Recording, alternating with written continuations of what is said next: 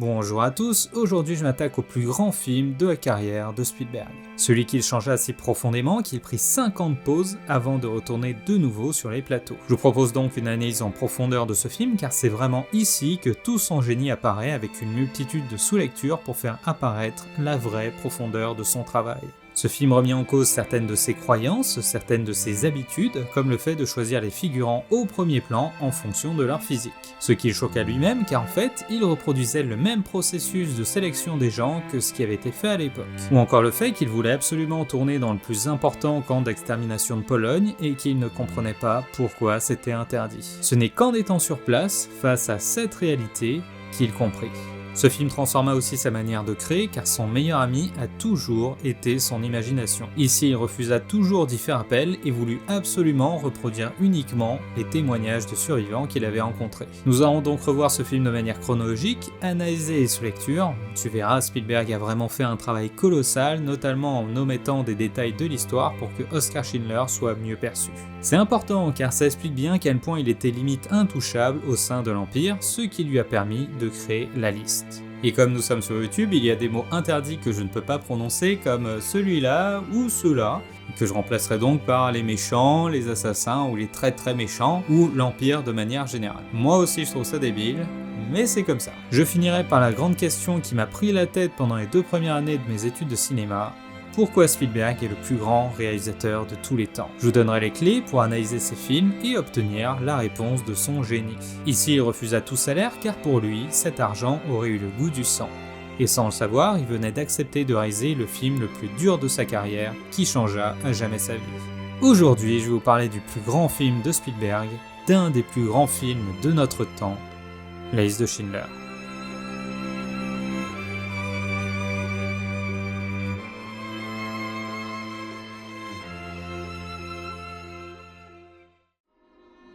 Comme je le dis souvent, les premiers plans d'un film sont les plus importants car ça correspond aux premières pages du scénar qui sont toujours les plus lues. Tout commence en couleur par un rite juif à la bougie que l'on appelle Shabbat et qui se déroule tous les vendredis soirs.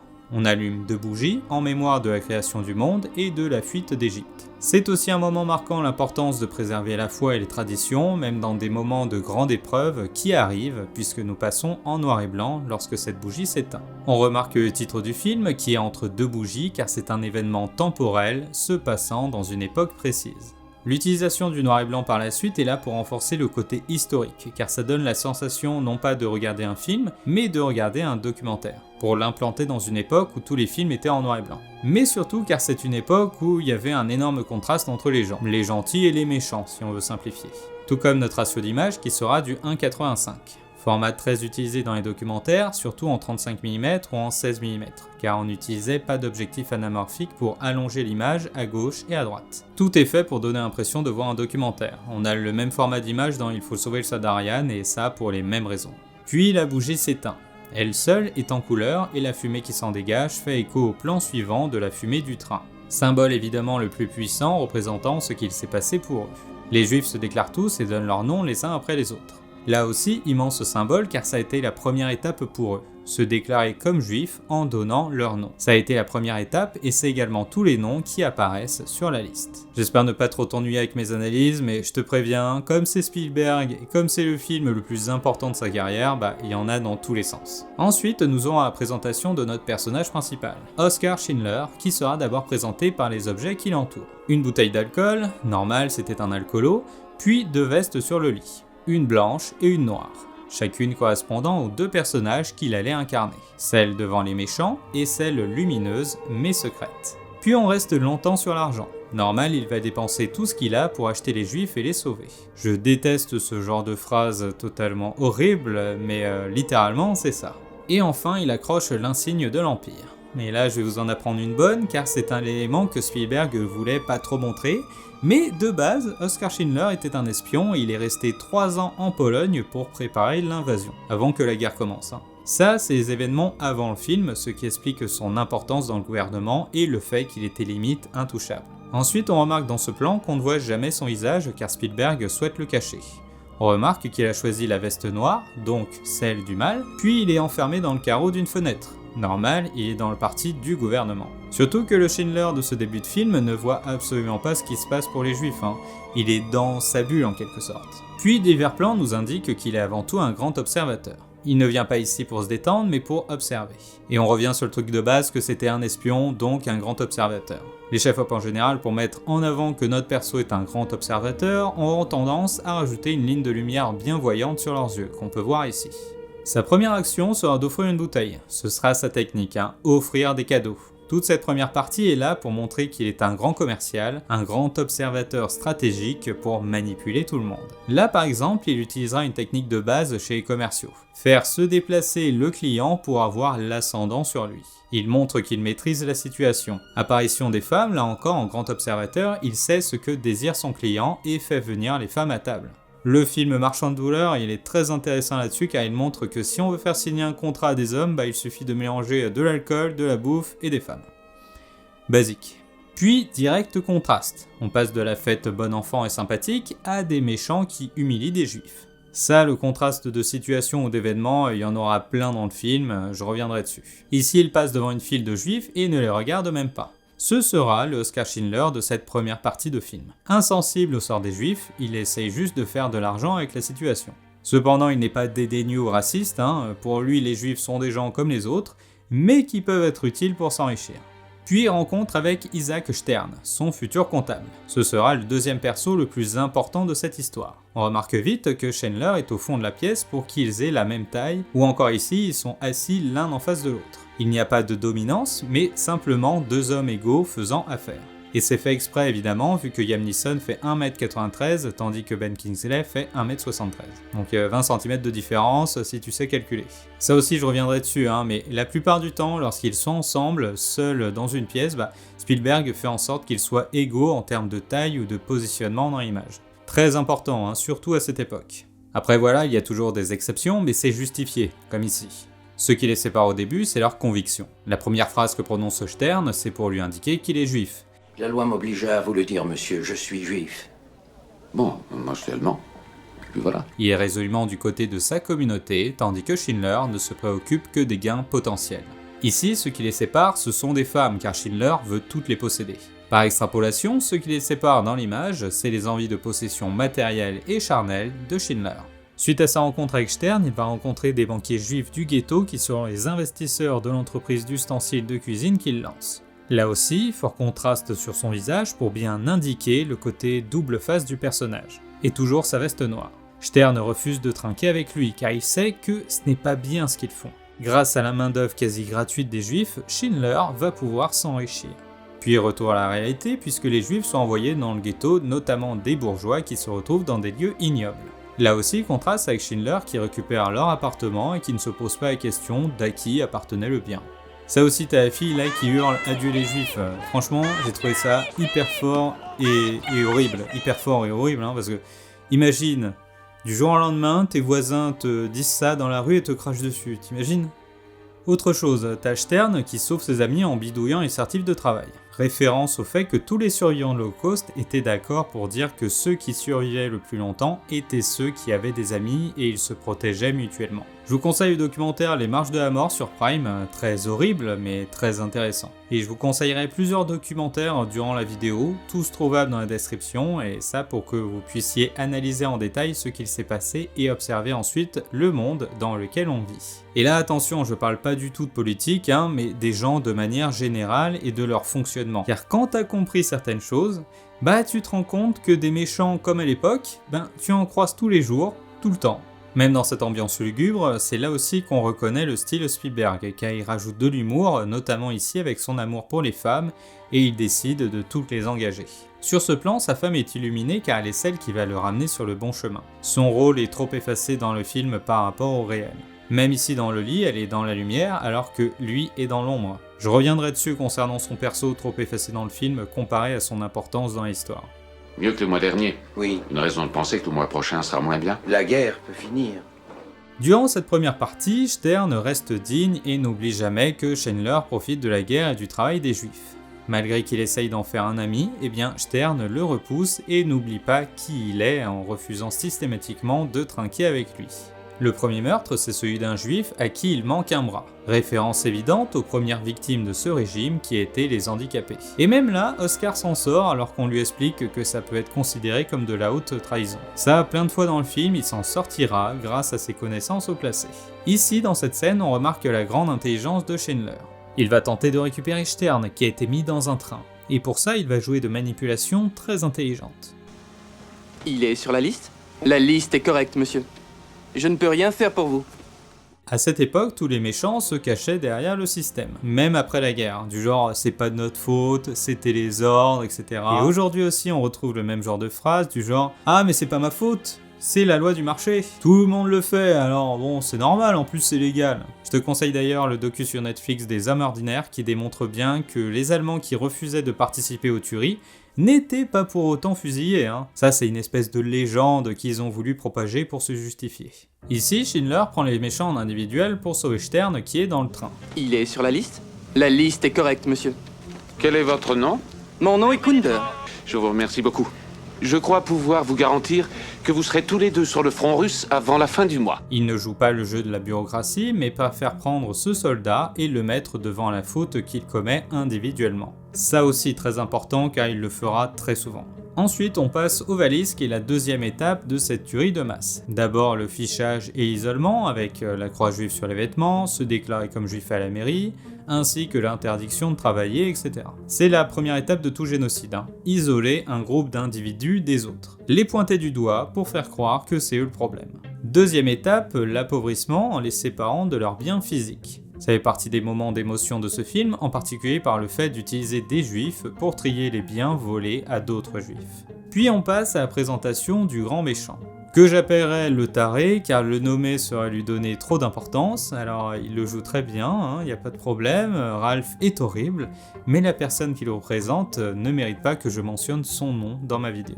Moi les gens comme ça, franchement, les pendre c'est trop gentil, mais ça reste mon avis. Spielberg va ainsi faire le parallèle entre les deux personnages qui se rasent comme s'ils étaient l'un en face de l'autre. Ce sera une des choses qui énervera beaucoup Schindler car ils se ressemblent beaucoup et deviennent amis. Mais il aura du mal à accepter les horreurs que son ami fait dans les camps et essayera de le ramener sur le bon chemin. Là aussi, le fait de se raser est très important car à cette époque, avoir une barbe était un signe extérieur soit de pauvreté, soit de ne pas être fréquentable.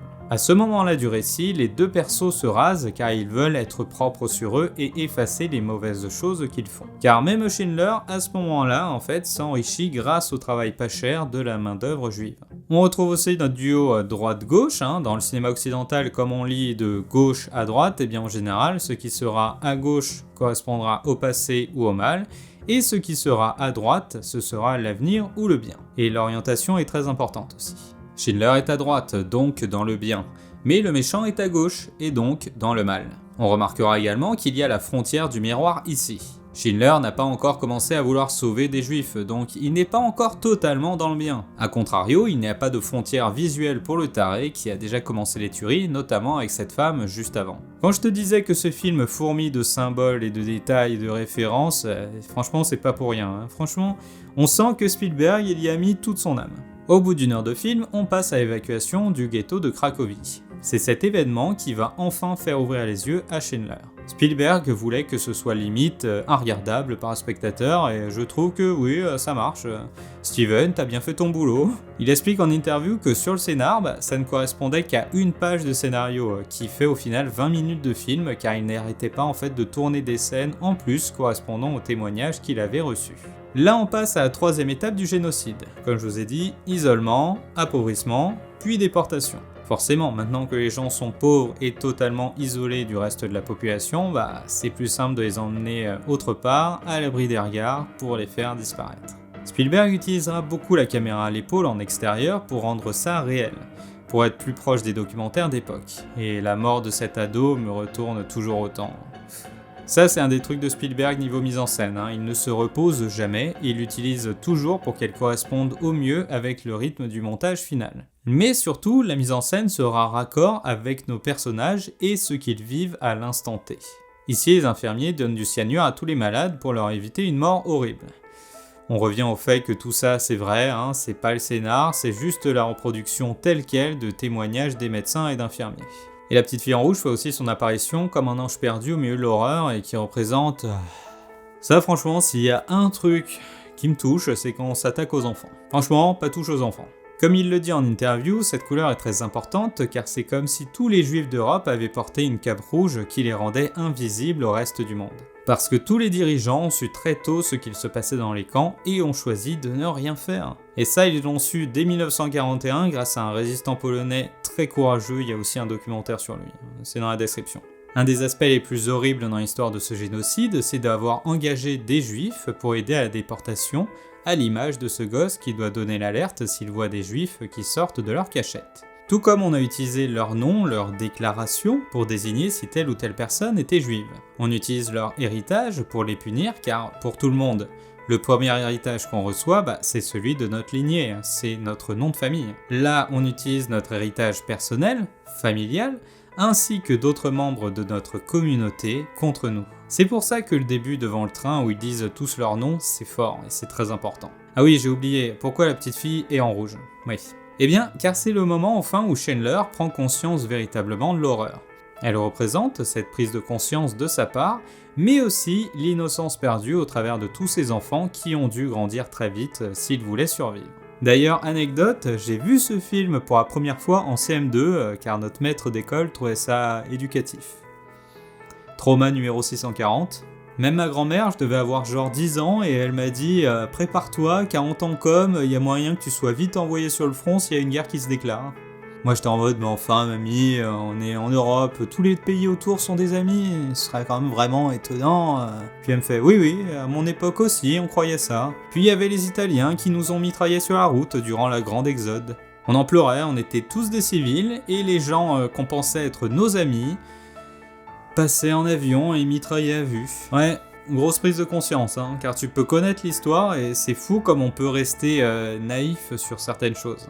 Revenons au film, car du coup, pourquoi elle est rouge? Alors bon, déjà car c'est une couleur qui ressort énormément. Ça a été colorisé, car de base le film a été tourné en noir et blanc. Quelques scènes furent tournées en couleur, mais Spielberg les a coupées car il trouvait trop absurde l'utilisation de la couleur dans ce contexte. Je pense qu'elle est en rouge en référence au camp le plus connu, celui dont je n'ai pas le droit de dire le nom, car Spielberg a expliqué qu'être à cet endroit en tant que juif a été un des moments les plus forts de sa vie. Dans ce camp, il y a une pièce où ont été réunies en fait toutes les chaussures des victimes, et il y a une chaussure qui ressort du lot car elle est rouge.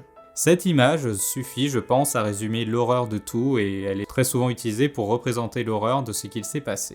Voilà pourquoi elle est rouge, c'est une couleur bien voyante mais invisible pour le reste du monde à l'époque et elle représente cette prise de conscience de Chandler.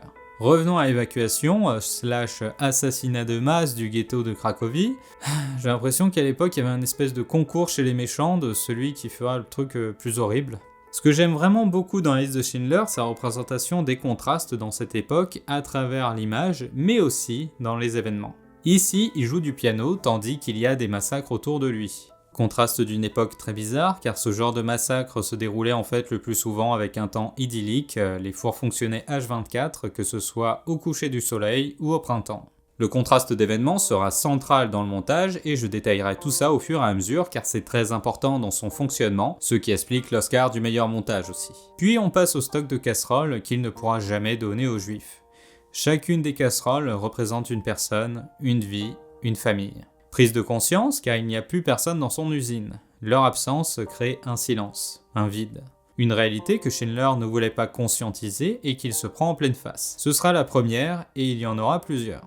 Retour à ce taré qui tire sur les juifs sans raison. Voilà, une grosse merde, ça montre bien qu'il n'y a pas besoin de raison, juste des psychopathes à des postes importants. Spielberg aime montrer l'absurdité qui était devenue normale. Il fait des étirements avec son fusil de bon matin avant de descendre quelques personnes, et ça avant d'aller pisser. C'est ça le plus dur à expliquer dans cet événement, c'est à quel point l'anormalité, la folie était devenue totalement banale pour beaucoup de méchants. Et c'est le plus dur à comprendre aussi, moi je pige toujours pas comment ça a pu autant partir en couille. Ici on voit bien qu'ils sont égaux, sauf que Schindler est dans la lumière. Il y aura souvent ce contraste entre les deux personnages, le mâle, sombre, rempli de tics, alcoolique à l'excès et très perturbé, face à son homologue lumineux, toujours calme. Et on retrouve ça dans Star Wars aussi, le côté obscur, celui de la colère et des obsessions, face au côté lumineux, calme et réfléchi. Oskar Schindler est un homme qui fait toujours en sorte d'avoir l'ascendant psychologique sur ce taré qui est limite un petit adolescent qui aimerait devenir comme Schindler. Ici, Stern et Schindler discutent de manière secrète pour le faire sortir, mais aussi sur les agissements du taré. Ils sont tous les deux sous la menace de la maison du taré qui les surplombe. Cette maison, au-delà de représenter le personnage du mal, représente aussi l'institution, le régime puissant et déshumanisé qui surplombe tout. Comme je vous le disais, les méchants cachaient leur acte personnel derrière l'institution qui les employait à la fois dans leur tête, ça permet de ne pas avoir de remords, mais aussi face aux autres. Cette institution qui surplombe tout donne une certaine validation aux actes individuels des méchants et leur permet de se cacher derrière. La plupart des méchants emprisonnés ne comprenaient absolument pas pourquoi ils étaient condamnés pour des actes qui étaient légaux dans leur pays à ce moment-là. Moi, je trouve ça hyper intéressant. Réfléchis bien à ça, car dans notre pays, avec le système capitaliste, tu capteras vite qu'il y a plein de choses qui sont légales, mais moralement totalement inacceptables. Tout ça pour dire qu'il y a une grosse différence entre la légalité des choses et la moralité de ce qu'on en fait. Et ça ne tient qu'à chacun de nous. Ici, le taré essaye de tuer un ouvrier, mais n'y arrive pas. Bah alors, grosse merde, t'arrives pas à faire joujou avec ton pistolet? T'essayes de montrer ta virilité en tuant tout le monde? On retrouve notre absurdité de la situation avec cet homme qui attend la mort avec beaucoup de courage, tandis que les méchants sont totalement déconnectés de l'horreur de la situation. Pour eux, tuer quelqu'un est devenu aussi banal et oubliable que de se faire des toasts. Au passage, ceci est une histoire vraie, il y a vraiment un juif qui a survécu alors même que l'USS a essayé d'utiliser 3 pistolets différents. Comme quoi, il y a peut-être un dieu quelque part. C'est là que commence la vraie mission de Stern et de Schindler avec ce briquet qui sera utilisé comme pot de vin pour le sauver. Tout démarre ici. Schindler va d'abord utiliser des objets qu'il troque pour faire sortir des juifs du camp et les intégrer dans son usine pour les sauver de la folie du taré. Ça c'est hyper important car ça montre bien qu'il a fait ça très tôt dans la guerre et que ce n'est pas à la toute fin qu'il a retourné sa veste. Parce qu'on aurait pu se dire que tout cet argent qu'il a gagné, il savait qu'il ne pourrait pas l'utiliser après la guerre, donc autant sauver des juifs pour éviter la prison. Mais non, très tôt il a voulu sauver des gens. Le fait que ce soit un briquet, tu t'en doutes que ça a de l'importance car c'est allumer la flamme de l'espoir. Celle qui s'était éteinte au début du film. Tout comme cette montre, il leur donne du temps face à un avenir incertain. À ce moment-là du récit, Schindler et Stern n'ont pas encore en tête qu'il faut sauver des juifs, mais sont plutôt dans l'optique de les faire sortir du camp pour leur donner du temps. Il y a aussi le troisième objet, l'étui à cigarettes.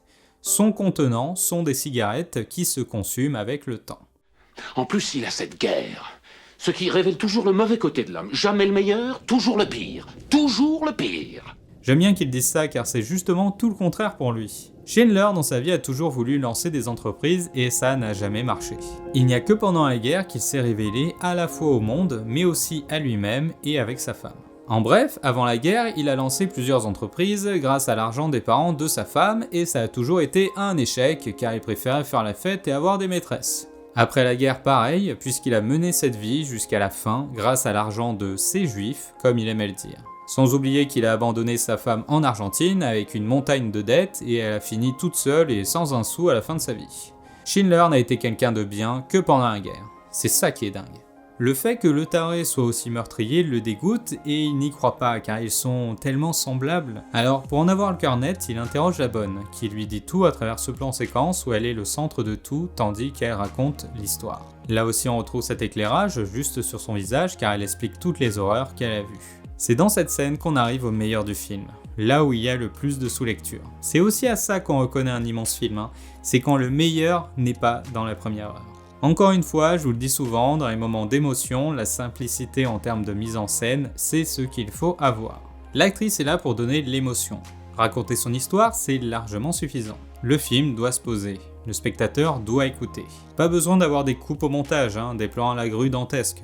Non, car ça casserait l'émotion. Spielberg le sait très bien car dans tous ses films, vous retrouverez en général un léger travelling avant dans les moments d'émotion et rien de plus. Et pourquoi un travelling avant ? Car dans le monde du cinéma, il est dit que l'émotion est donnée par le visage de l'acteur, et que plus son visage est important dans le cadre, et plus il y aura d'émotion chez le spectateur. On revient aussi au fait qu'un des aspects du génie de Spielberg, c'est qu'il connaît à l'avance le rythme du montage et utilise la mise en scène adéquate en fonction du rythme final. Alors que le plus souvent, c'est le montage final qui donne le rythme. Tu comprends la différence ? Je sais pas si je suis clair, alors prenons un exemple avec le cinéma de Christopher Nolan qui est souvent très basique en termes de mise en scène. Alors attention, je critique pas, c'est juste que c'est une manière de travailler qu'on retrouve dans 90% des films. Que ce soit dans les moments calmes ou d'action, il utilisera toujours plusieurs plans, souvent centrés sur le perso, et ce n'est qu'à la partie montage qu'il donnera du rythme à son film. Surtout qu'il aime bien faire des montages aller-retour avec des flashbacks rapides, enfin bon, c'est son truc. Sur ce point, il est un peu comme Michael Bay à faire plein de plans pour avoir de la matière au montage. Au contraire du cinéma de Spielberg, qui est comparable à celui de Scorsese ou de Clint Eastwood, où on tournera en général un plan ou deux pour une seule scène, et c'est au tournage qu'il faut faire gaffe au rythme, car c'est difficilement rattrapable au montage. Et là, dans ce long travelling avant, Spielberg prend le risque de ralentir son film car il ne peut pas le couper au montage. Il est obligé de laisser le plan dans sa longueur et ça marche car c'est calibré parfaitement au niveau du scénario, des dialogues et au tournage. J'espère que c'est compréhensible ce que je dis et moi j'ai énormément de respect pour ce type de cinéma que j'ai tendance de qualifier à l'ancienne. Car avant on prenait beaucoup plus de temps pour un seul plan. Genre jusque dans les années 70, il était pas rare, même en France, de genre tourner seulement 3 plans en une journée. À la suite de son témoignage, Schindler se dit qu'il peut faire changer le taré, qu'il peut lui apprendre qu'on peut se faire respecter sans pour autant tuer tout le monde. On voit ici qu'il le domine dans l'image tandis qu'il essaye de le convaincre. On remarque ce verre qui les sépare. Normal, Schindler n'est jamais saoul, au contraire de ce taré, et on remarque cette lumière dans sa direction car il lui insuffle l'idée d'arrêter les massacres. Schindler est une lumière au milieu du chaos qui essaye d'activer cette lumière de bonté chez les méchants. Tel un ange, il essaye sans arrêt de rappeler à ses compatriotes qu'ils peuvent faire autrement. Que ce qui est légal ou dicté par le système n'est pas la bonne solution, qu'ils peuvent faire différemment des autres et ne pas suivre le troupeau. Mais quand on essaye de faire changer les gens de ce genre, on se heurte presque toujours à un mur. Car pour eux, pour changer, ils doivent d'abord accepter de faire face à leurs fautes commises. Ils doivent accepter leurs erreurs et les assumer avant de faire mieux. Malheureusement, ça reste toujours plus simple de se cacher derrière le système. Puis, autre scène à contraste entre les enfants qui jouent et cette femme que l'on tire par les cheveux par terre comme si tout était absolument normal. Là aussi, grosse référence qu'insère Spielberg. Le plus gros traumatisme des survivants a été qu'ils ont vécu dans une sorte de normalité apparente qui n'était pas normale du tout. Comment se reconstruire et revenir à une vie normale alors qu'on revient des enfers où les meurtres et les cadavres étaient devenus habituels? Ici, le taré se regarde dans le miroir et c'est justement à partir de là qu'il reprendra les tueries. Il se regarde, voit ce qu'il aimerait être, mais ce n'est pas lui. Il n'est pas Oskar Schindler et il redevient ainsi celui qu'il était dans sa folie. C'est un personnage qui se déteste et qui le fait payer aux juifs. Ce plan est anodin, tu t'en souviens peut-être pas, mais pourtant, pour moi, c'est le plus important du film. Les miroirs sont très signifiants car ça montre le reflet de l'âme. C'est d'ailleurs pour ça que dans la religion juive, lorsqu'il y a un décès, on met un drap sur tous les miroirs pour aider les endeuillés à se concentrer sur leur perte, plutôt que sur leur apparence. Là encore, le taré se concentrera toujours sur lui, son apparence, son ego, et non pas ce qu'il fait subir aux autres. Spielberg, en un plan, nous montre ici la grande source du mal sur Terre. En grandissant, tu te rends compte d'un truc fou, c'est que les gens qui font le mal intentionnellement, c'est-à-dire qu'ils ont totalement conscience de faire du mal aux autres, ils sont très peu. La grande majorité des traumatismes subis durant une vie sont créés par des gens tellement centrés sur eux, tellement à se regarder dans le miroir, qu'ils ne voient pas le mal qu'ils font autour d'eux. Et ils ne veulent pas le voir, comme mon ex par exemple. C'est là l'immense paradoxe de ce genre de personnes, c'est qu'ils se détestent profondément, mais en même temps sont autocentrés et ne voient pas les gens autour d'eux. Accepter de se mettre à la place de l'autre serait voir le mal qu'ils font et ils se détesteraient encore plus. Donc la technique habituelle, c'est enfouir sa tête dans le sable comme une autruche et jouer la victime. Ça permet aussi de se cacher derrière le système et ce qu'il permet, que ce soit moral ou non. C'est pour ça que son personnage est présenté comme limite un adolescent inconscient, c'est parce qu'il y a énormément de gens qui ne deviennent jamais adultes en fait. C'est pour ça que j'adore ce film, car je peux te donner une longue explication du pourquoi il se regarde dans ce miroir, alors que ça dure quoi, 10 secondes? Ah là là, j'adore le cinéma.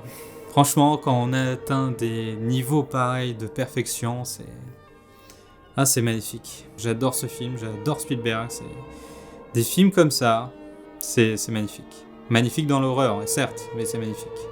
Puis de nouveaux contrastes. On aura la même scène qu'avec Schindler pour montrer le contraste entre les deux personnages. Ici, elle ne parlera pas et aura la trouille, tandis qu'il se lance dans un long monologue absurde. Spielberg utilisera de multiples plans pour montrer que le personnage est totalement aléatoire. Au contraire du plan séquence avec Schindler sur Travelling, qui avance doucement car c'est un personnage à l'écoute des autres et qui est stable mentalement. Au contraire de lui ici, qui s'écoute parler, qui est perturbé, va dans tous les sens, et il y aura une troisième couche de contraste car il la bat. Comme les CRS, c'est leur façon d'aimer, tandis qu'à côté, il y a un mariage avec un véritable amour.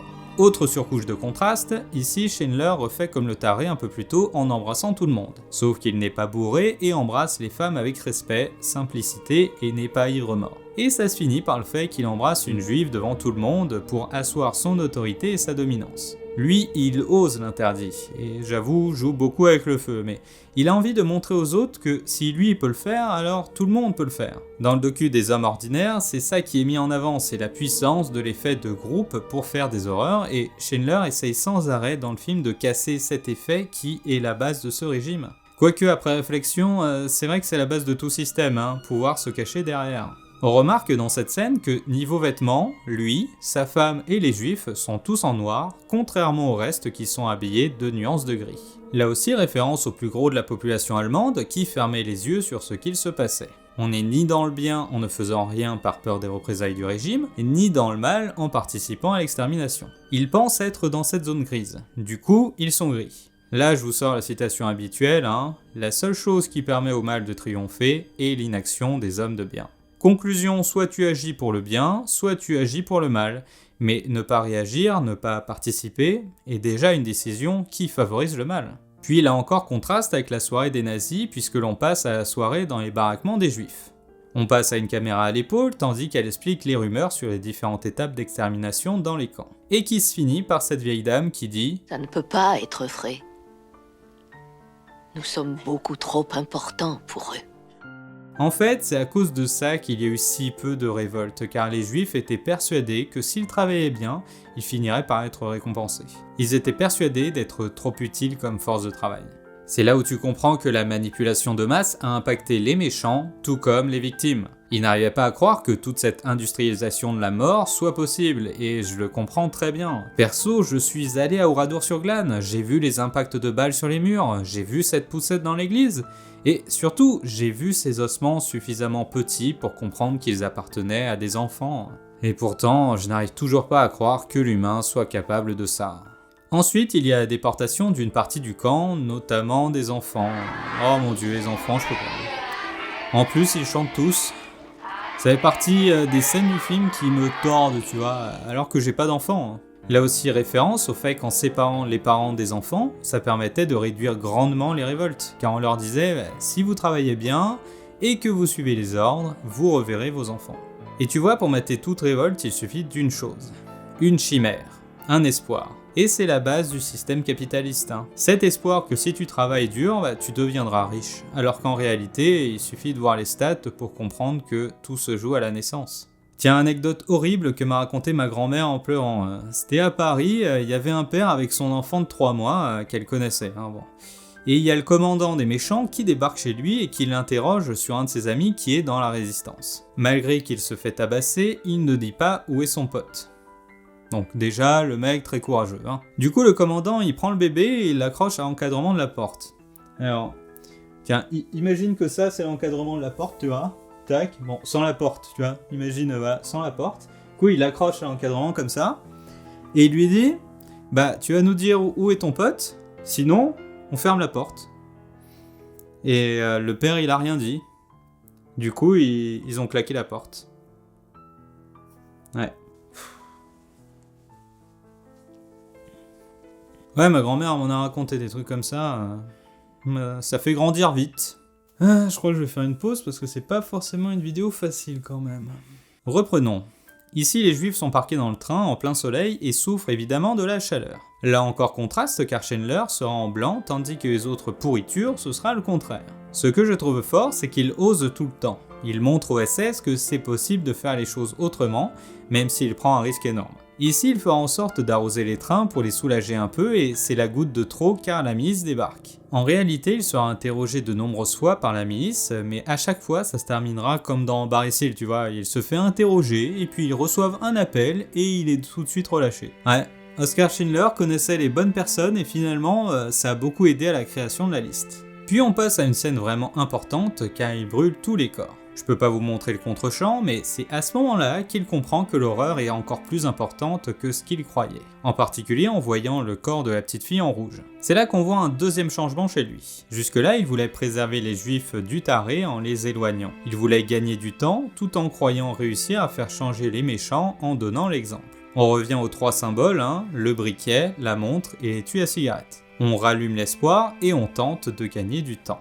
Mais ici, face à l'horreur de ce qu'il voit, il comprend enfin que ce n'est plus gagner du temps qu'il faut, mais que c'est une vraie opération de sauvetage pour préserver les derniers juifs encore en vie. Pour Stern également, qui accepte enfin de boire ce verre car il sait que la fin approche. On retrouve la parfaite égalité des personnages qui sont maintenant amis dans la tourmente. Stern a lui aussi changé puisqu'en acceptant ce verre, il a compris qu'avec Schindler, ils étaient égaux et qu'ils avaient le même ennemi.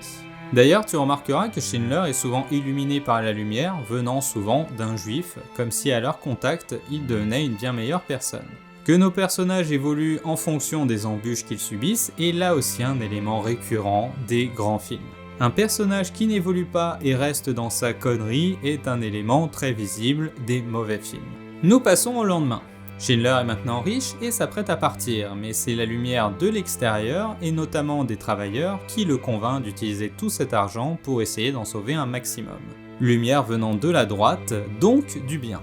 Ainsi, il négocie avec le taré sur le prix que ça coûtera, et on remarque qu'ils sont chacun dans une case. Le taré à gauche, car c'est le passé ou le mal, et lui à droite, car il est l'avenir et le bien. Jusque-là, ils n'étaient jamais séparés dans le cadre, car Schindler a toujours voulu l'inciter à faire le bien. Maintenant qu'il a enfin compris les choses, il y a un mur infranchissable entre eux.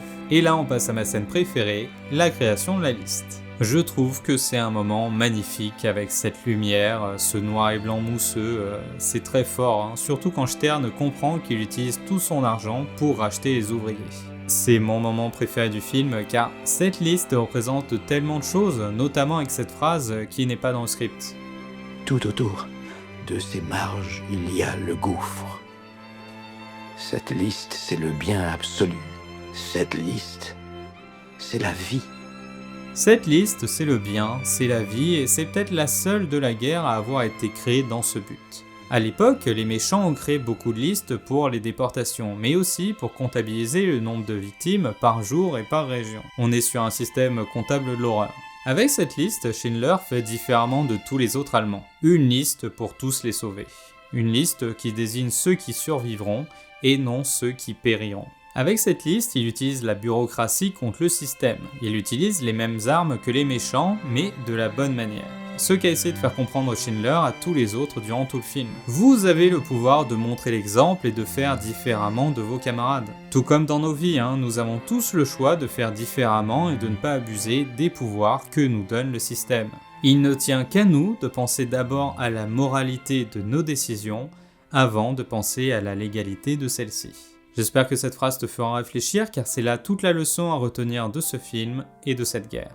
Si on reprend la scène à la gare du tout début, on remarquera tous les objets qui sont posés sur la table avant que les juifs ne viennent pour donner leur nom. Spielberg présente dès le début de son film les premières armes des méchants. Ce ne sont pas des fusils, ce ne sont pas des armes, mais de l'encre, des tampons et surtout cette machine à écrire revenant durant tout le film.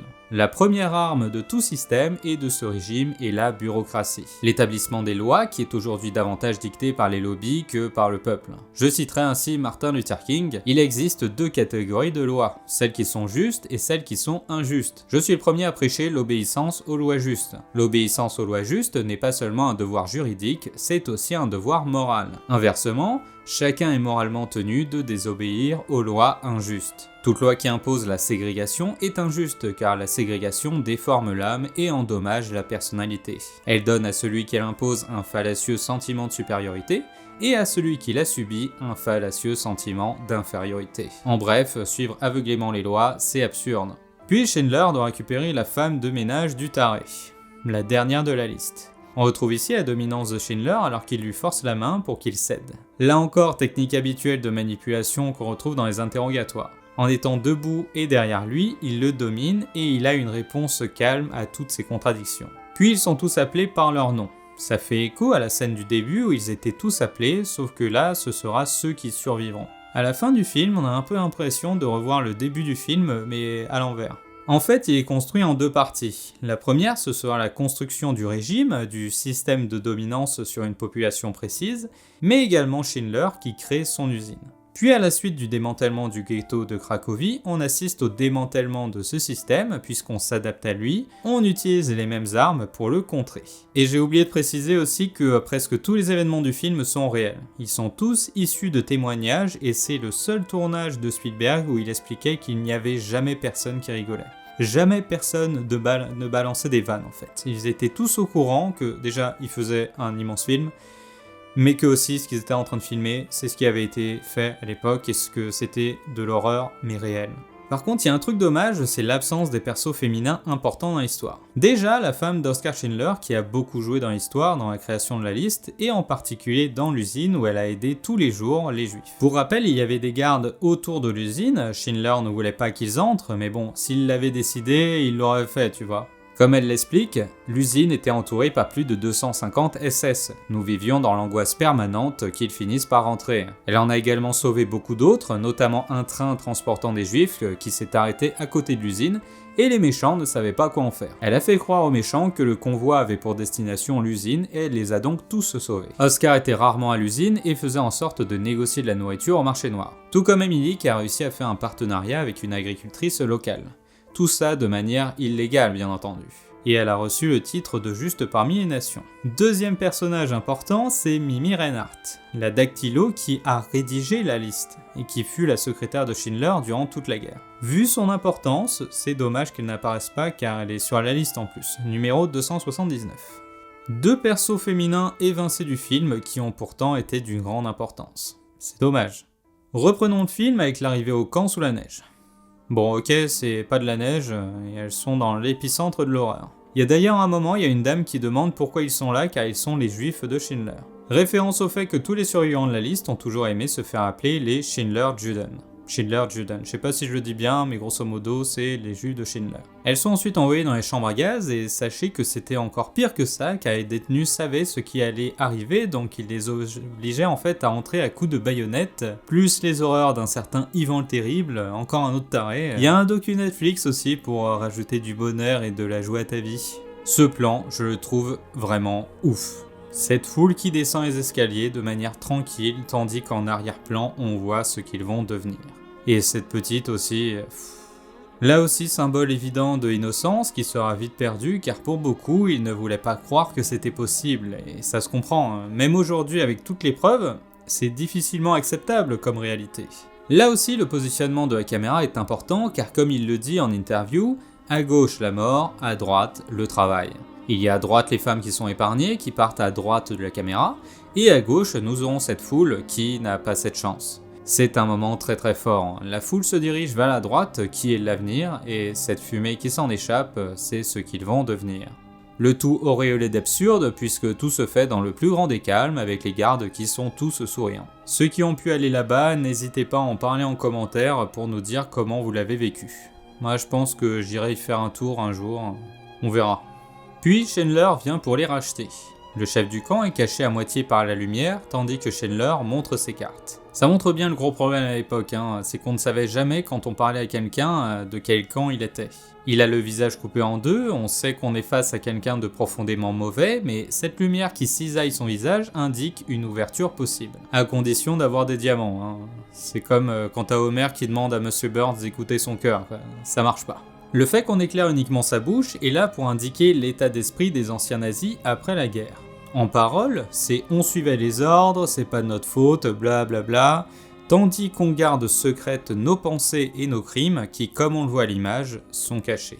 Mais là, alors qu'elle retourne dans les trains, t'as quand même des tarés qui veulent absolument récupérer les enfants alors qu'ils en ont même pas reçu l'ordre. Ça aussi, c'est la base de l'effet de groupe. Ils voulaient tellement bien se faire voir du groupe, du système, que très souvent, ils faisaient des choses qui allaient au-delà des ordres reçus. Ce qui explique la montée en puissance de l'horreur. Schindler va ainsi les sauver, j'ai une immense pensée pour tous ces Allemands qui ont vu la folie dans les yeux des autres. Ça devait être terrible. Ainsi les femmes partent dans le train à droite, vers le travail, tandis que les autres, ce sera à gauche, vers la mort. Et les femmes reviennent et Liam Neeson est vraiment grand, 1m93 le bougre. Je pense ici que c'est fait exprès par Spielberg, car pour les survivants de la liste, Schindler était vraiment un envoyé de Dieu pour eux, un ange que Dieu avait envoyé pour les sauver. Et ça se comprend. Ensuite, un semblant de vie reprend, tandis qu'il fête Shabbat. Les flammes sont en couleur, l'espoir de revenir à une vie normale revient. Puis il y a la libération du camp et la création de la bague. C'est là qu'on arrive à la dernière grande scène d'émotion juste avant son départ. Ça, c'est un des très grands moments de cinéma que je garde dans ma mémoire et dans mon cœur. Cela dit, quiconque sauve une vie, sauve le monde entier. Qui sauve une vie, sauve l'humanité tout entière. Avec cette phrase, on revient à la leçon du film. Si vous faites différemment des autres, en allant dans le sens de la vie, de la moralité, alors vous sauvez l'humanité. Sauver quelqu'un, c'est d'abord sauver cette part de bien en nous. Ça vaut pour toutes nos actions au quotidien. On assiste là à un des aspects de la personnalité de Schindler, dont je ne vous ai pas encore parlé. Il ne voit jamais le bien qu'il fait. Ce sera au travers du film, tandis qu'on le remercie et qu'il essaye d'éviter les remerciements, et même ici, il se concentre sur ce qu'il aurait pu faire avec un peu plus d'argent, et non ce qu'il a réussi à faire. C'est là que tu découvres qu'en fait, Schindler est totalement le miroir du taré. Lui voit le mal autour de lui, mais ne voit pas le bien qu'il apporte dans ses actions. Bon, ça, je dois casser un mythe, car dans la réalité, lors du jour de la libération, qu'on voit en image, cette photo a été faite ce jour-là, eh bien il a prononcé son fameux discours, mais il leur a bien signifié que s'ils étaient en vie, c'était grâce à lui. Du genre, voilà ce que j'ai fait, vous me devez tout, surtout m'oubliez pas, on est loin du personnage du film. Tout ce film est d'une beauté absolue dans l'horreur qu'il démontre. Aucun mot ne peut égaler tout le respect que j'ai pour lui et pour cette histoire. Ainsi commence pour eux le grand voyage vers un retour à une vie normale et la couleur réapparaît enfin tandis que les acteurs sont remplacés par les vrais survivants. Spielberg choisit de les faire marcher dans ce désert tous ensemble, référence plutôt évidente au fait que pour les survivants des camps, ça n'a pas été un retour tout de suite dans la vie mais plutôt une longue traversée du désert. À la fois pour se reconstruire économiquement, retrouver un habitat, un travail, etc., mais surtout revenir dans cette normalité de la vie de tous les jours avec tous les traumatismes à affronter. Ils se sont soutenus car eux seuls pouvaient comprendre le traumatisme, c'est pour ça qu'ils avancent tous ensemble en se tenant les uns aux autres. Ce plan nous montre leur vie après la libération. Ils ont avancé malgré les traumatismes en se soutenant. Une pierre sera posée sur sa tombe à la fois par l'acteur et la vraie personne. Ce film qui dure 3 heures, c'est fou car je ne le vois pas passer. À sa sortie, beaucoup trouvaient absurde cette espèce d'happy end, mais je suis du même avis que Spielberg, il n'y a pas d'happy end, il n'y a pas de victoire, mais juste des survivants. Demain, vous entamerez le processus de recherche des survivants de vos familles. Dans beaucoup de cas, vous ne les retrouverez pas. C'est bizarre car c'est un film profondément tragique montrant toute l'horreur, non pas de la guerre, mais celle d'une extermination de masse, étape par étape. Et pourtant je l'adore car Spielberg réussit à y rajouter cette pointe de magie qu'on lui connaît bien. Cette flamèche d'espoir dans le cœur de certains des personnages au milieu de l'horreur et je trouve ça incroyablement beau. Dans un sens, La liste de Schindler est un film de super-héros. Il faut vraiment être quelqu'un d'exceptionnel pour à la fois ne pas céder à l'effet de groupe, mais aussi risquer sa vie pour sauver celle des autres. Qui sauve une vie sauve l'humanité tout entière. Conclusion. En pondant 2 des plus grands films du cinéma en l'espace d'1 an, Spielberg acquiert enfin le statut de grand réalisateur, car jusqu'ici il était considéré dans le milieu hollywoodien comme un réal grand public. La liste de Schindler obtient 7 Oscars, dans les meilleurs en plus, et ça le lance dans sa grande passion, la Seconde Guerre mondiale. Par la suite, il fera Il faut sauver le soldat Ryan, Band of Brothers et même Medal of Honor. Et oui, à la suite de la liste, il crée DreamWorks Interactive et a l'idée d'un jeu en FPS sur la Seconde Guerre mondiale pour initier les plus jeunes à l'histoire, ce qui donnera naissance à cette saga de jeux vidéo totalement culte. Ce qui m'amène à la grande question, pourquoi ce film est le plus grand de Steven Spielberg ? Mais surtout, pourquoi Spielberg est le plus grand réal de tous les temps ? Parce qu'il en a pondu des chefs-d'œuvre, le bougre. Je t'avoue, ça a été dur à choisir, mais je vais t'expliquer. Déjà, il faut savoir que Spielberg est un des très rares réalisateurs à être connu par tout le monde, et même ceux ne s'intéressant pas au cinéma. Perso, quand je disais que je voulais bosser dans le ciné, on m'a toujours répondu « Ah, tu veux être le prochain Spielberg ?» Alors que je voulais juste être Tekos, moi. Là, tu captes déjà à quel point c'est un réal qui a totalement cassé le game, car il a réussi en fait à être connu bien au-delà du cercle des fans de cinéma. Et ça aussi, j'en ai eu des débats du genre « Non mais tu rigoles, mais enfin, tout le monde connaît Christopher Nolan, tu racontes n'importe quoi !» Franchement, il y en a, faut vraiment qu'ils sortent de leur grotte. Je sais pas, le mec par exemple, tu vois, sa grande passion c'est l'escalade. Tous les week-ends il fait de l'escalade, eh ben, il saura pas qui est Nolan. Mais t'inquiète, par contre, il connaîtra Spielberg, ça c'est sûr. Et ça grâce à plusieurs choses que l'on retrouve dans la liste de Schindler. Alors premièrement, la mise en scène. Spielberg utilise toutes les mises en scène possibles et n'a pas de préférence. En intérieur, dans les moments calmes, nous aurons souvent des plans larges, fixes, en général 2, pas plus. Et si la scène dure vraiment longtemps, alors il y en aura plus, avec en général des plans plus proches des persos. Ça c'est habituel, c'est un peu le cas pour tous les réals. Si nous sommes dans une scène d'émotion, ce sera quasi systématiquement un travelling doux en direction de notre perso, et ça sans musique. À chaque fois que vous regardez un film de Spielberg, pensez-y car c'est systématique. Il aura aussi tendance à rajouter beaucoup de gros plans sur les objets car ils définissent ses persos ou leur environnement. En extérieur par contre, pour donner de la tension ou du mouvement, ce sera en caméra à l'épaule ou sur travelling. Spécifiquement ici ou dans Il faut sauver le soldat Ryan, eh ben, ce sera presque toujours de la caméra à l'épaule, pour se rapprocher des documentaires d'époque et donner quelque chose d'authentique. En revanche, la mise en scène sera toujours en raccord avec l'état mental de notre perso et comment il vit l'événement, et ça c'est un truc vraiment quasiment unique à Spielberg. L'allemand avec le piano, on est à l'épaule mais très stable, alors que ça ne devrait pas être le cas vu les événements autour. Schindler devant le train à prendre le soleil, plan à l'épaule, très stable, en contraste avec les plans dans le train où les juifs sont en totale détresse. Sans oublier le fait qu'il construit ses cadres pour donner des infos aux spectateurs.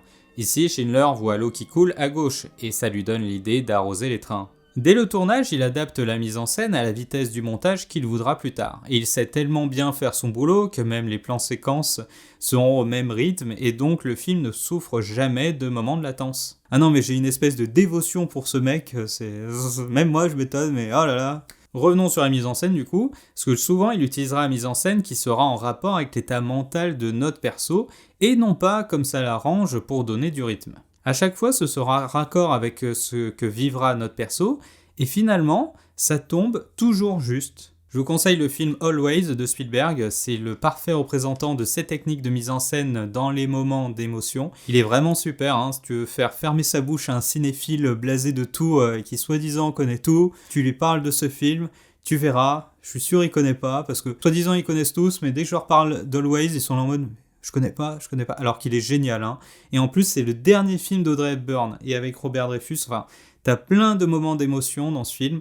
C'est pour ça que j'ai hésité à utiliser ce film comme étant le meilleur de Spielberg, mais comme il est pas connu, voilà. Mais franchement, à analyser, il est aussi super celui-là. Deuxièmement, Spielberg retouche beaucoup son scénario avec ses acteurs et il leur fait confiance, ce qui fait que tous ses films auront de très bons dialogues bien rythmés. C'est là sa force principale à Spielberg, hein, c'est le rythme. On ne s'ennuie jamais sans pour autant que ce soit forcé par le montage, à l'image de Michael Bay qui force beaucoup le rythme de ses films au montage. Troisièmement, il apportera toujours une touche d'humour car il n'aime pas que ses films soient 100% gravitas. Spielberg filme la vie et c'est là l'essence même du cinéma. La vie avec ses moments tristes et ses moments drôles. Pour lui, chaque image, chaque frame est un fragment d'une grande mosaïque qu'il faut polir individuellement. Il n'est pas là pour faire un film, il est toujours là pour faire un chef-d'œuvre. Ces films sont à l'image de la vie, mais aussi des personnages qui sont simplement des humains. Ils ne sont jamais 100% méchants ou gentils, mais sont tous nuancés comme n'importe quel humain. C'est aussi sur cet aspect qu'on reconnaît un grand film, hein, sur le fait que ces personnages sont nuancés.